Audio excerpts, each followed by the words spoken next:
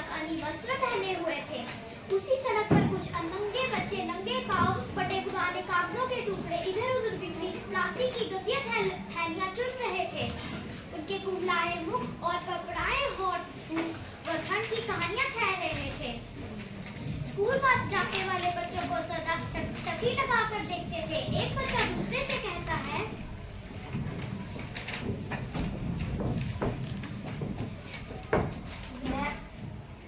मैं जब इन बच्चों को स्कूल जाते देखता हूँ तो सोचता हूँ कि मेरे कंधे में भी बसते होंगे। लोग तो रात को सपने देखते हैं, तू तो दिन को ही सपने देखने लगा।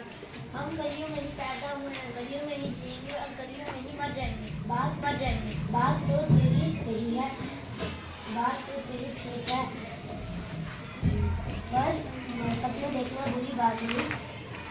बिल्कुल, सपने देखना कोई बुरी बात नहीं है। सपने देख, लेकिन एक बोरी रजनी के भरपेट भोजन के और पूरा तन ढकने वाले कपड़ों, वरना लोग कहेंगे सूखी रोटी और बासी सब्जी जिन्हें नहीं मिलती वो टंगी बोरी संभालते हुए पन्ना उसके पास आती है। हीरा और मोती को बोरी को हाथ लगाकर, खाली, बिल्कुल खाली। अगर बोरी भरकर माल इकट्ठा नहीं किया तो घर में चूल्हा नहीं जलेगा। गप्पे मारना बंद करो, धंधे पर चलो। यह पन्ना जब मिलेगी तो चूल्हा जलाने की ही बात करेगी। सोचती तो हूँ, पर चूल्हा न जलने पर छोटे भाई बहनों को भूख से बेखते नहीं देख सकती। उस दुर्घटना में से जब बापू मरा है तब से माँ ने भी खटिया पकड़ ली है। मेरी ही कमाई से घर में चूल्हा जलता है। हम गलियों के बच्चे भूख और जिम्मेदारी के अलावा कुछ नहीं है। मुझे ऐसा दिन कोई याद नहीं जब हमने भरपेट खाना भोजन खाया हो। शुरू करते हैं। आकाश में बादल छा गए हैं। वर्षा शुरू होगी तो मानो ठंडा चौपट हो गया। धन से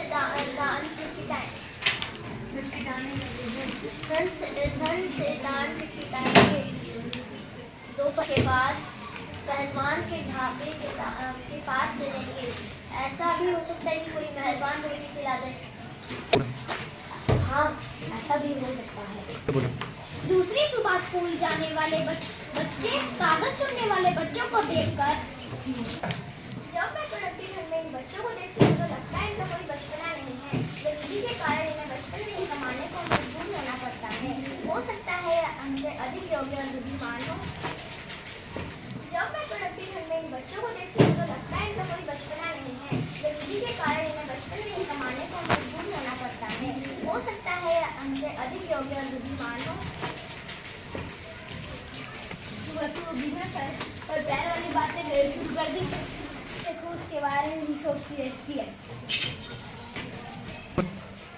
जिनका हमसे कोई लेना देना नहीं है।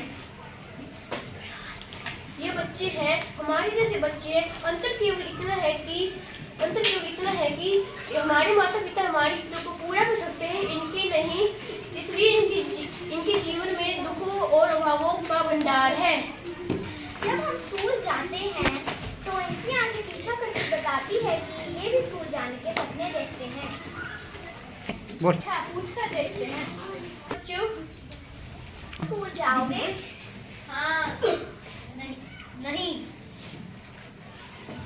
अगर स्कूल जाएंगे तो कमाएंगे कैसे? अगर कमाएंगे नहीं तो खाएंगे कैसे? हम स्कूल नहीं जा सकते। यदि कमाई और पढ़ाई दोनों एक साथ हो तो हम स्कूल भी जा सकते हैं। मेरा घर वहाँ कोने में है। काम के बाद मेरे घर आना। तो वे तीनों अर्चना के घर के आंगन में इकट्ठे होते हैं। अर्चना का कॉलेज में पढ़ने वाला बड़ा भाई मनोज भी वहाँ है। वो पढ़ना लिखना चाहता है। कल 4 बजे बस अड्डे के पास वाले कॉलेज के बाहर आ जाए, मैं वहीं मिलूंगा। समय बीता, वे बच्चे पढ़ना लिखना सीख गए। एक दिन हीरा ने पढ़ाई लिखाई की बात अपने पिता को बता दी। उसके पिता ने उसे डांटना शुरू कर दिया। बस्ती के लोग वहाँ इकट्ठे हो गए। मनोज भी वहाँ पहुँच गया। पिताजी, हमने पढ़ना शुरू कर दिया है। कहाँ पढ़ना लिखना सीख रहे हो? जब से मैंने गिनना शुरू किया है बापू, तब से दुकानदार मुझे चूना नहीं लगा पाता। पहले दुकानदार मुझे 10 रुपए देता था, अब वो मुझे 20 रुपए देता है। यदि ये बच्चे सिर्फ पढ़ लिख लेंगे तो इन्हें लूट नहीं पाएगा। बड़े होने पर ये अपने बच्चों की देखभाल भी अच्छी तरह से कर सकेंगे।